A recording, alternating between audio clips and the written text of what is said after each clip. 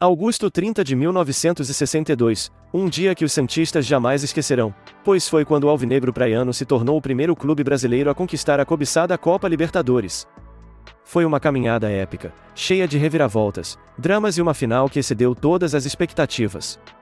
Com um elenco estelar, incluindo Pelé, o Santos enfrentou o Peñarol, bicampeão da competição, em uma batalha que desafiou todas as previsões. A jornada que culminou em Buenos Aires, na Argentina, foi marcada pela raça, gols memoráveis e um jogo decisivo que ainda ressoa na memória dos torcedores. Essa conquista foi um marco na história do futebol brasileiro e mundial, que impulsionou o Santos a um patamar global. Isso, caros ouvintes, é o que chamamos de time dos sonhos. Saudações santistas! Direto da vila mais famosa do mundo, sou Gilmar acompanhado do grande Edson. Estamos aqui para trazer as melhores histórias e análises do nosso glorioso peixe. Vocês estão sintonizados no Santos na Veia, o podcast que vive e respira o Santos todos os dias. Fala, nação santista! Estamos ansiosos para dividir com vocês as emoções que o futebol proporciona. Não esqueçam de se inscrever e ativar as notificações para não perder nenhum episódio. Hoje temos uma história incrível para contar. Preparem-se para embarcar numa viagem no tempo, revivendo uma das maiores conquistas do nosso peixão. Fique ligado que já, a gente volta com mais.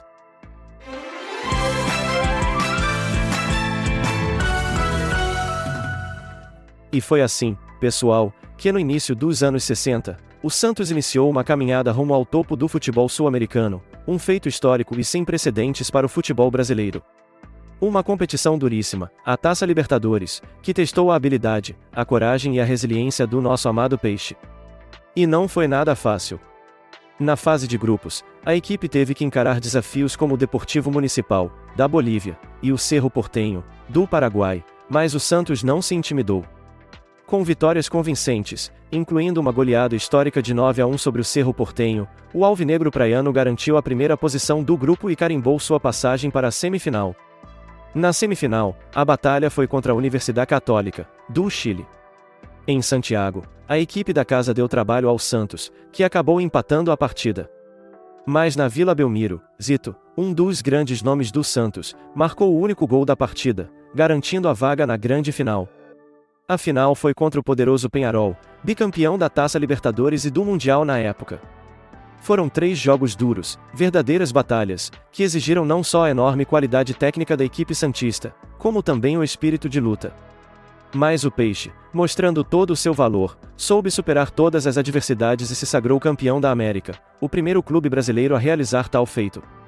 Essa conquista, caros ouvintes, marcou para sempre a história do Santos Futebol Clube, colocando o time em um patamar global e eternizando seus jogadores como verdadeiros heróis do futebol.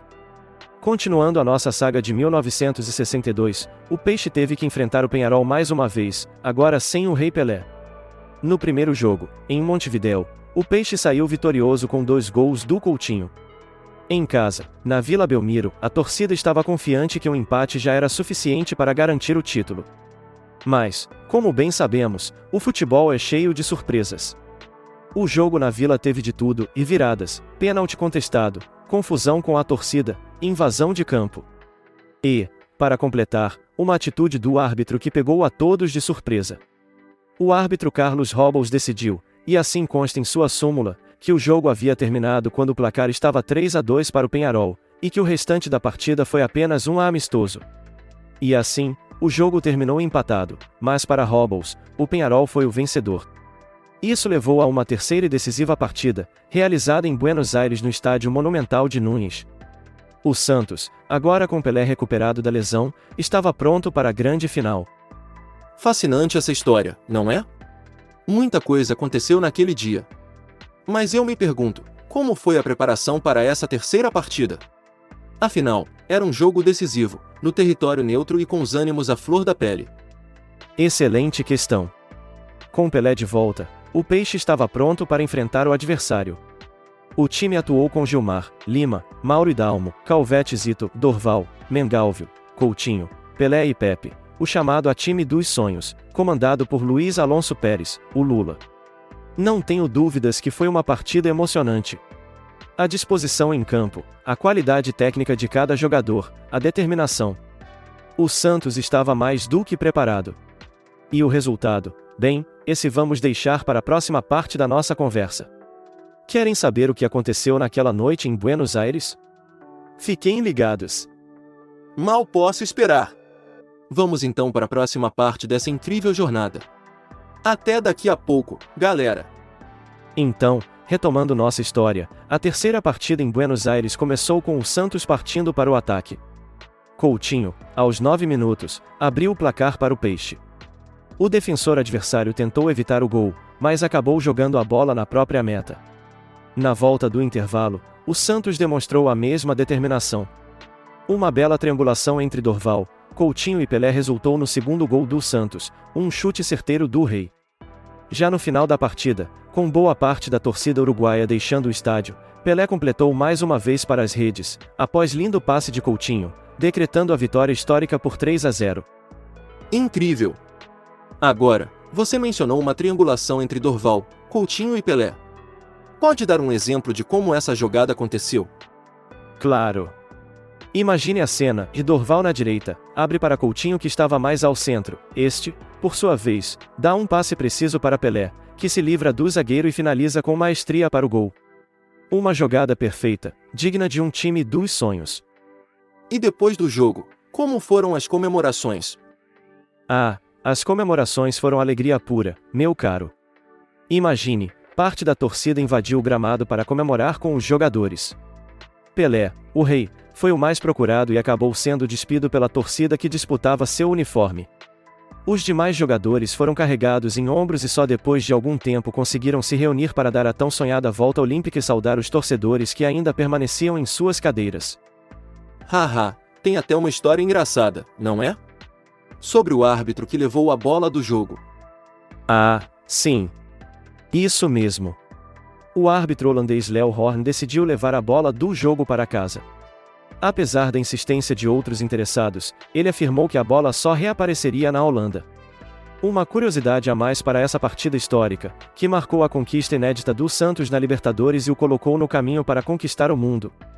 E como um bom conto de fadas, a história dessa conquista tem um final incrível.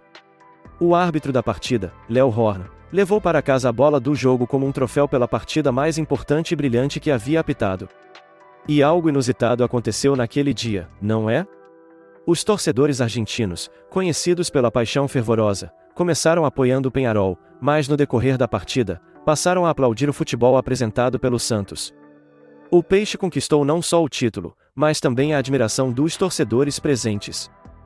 É verdade. Para mim, o futebol é uma linguagem universal.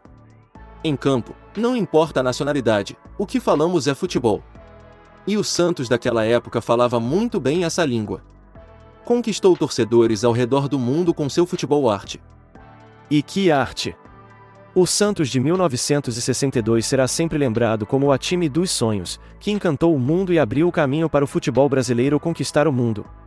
Com esforço, talento e jogo bonito, o Peixe provou que o futebol é muito mais do que um jogo.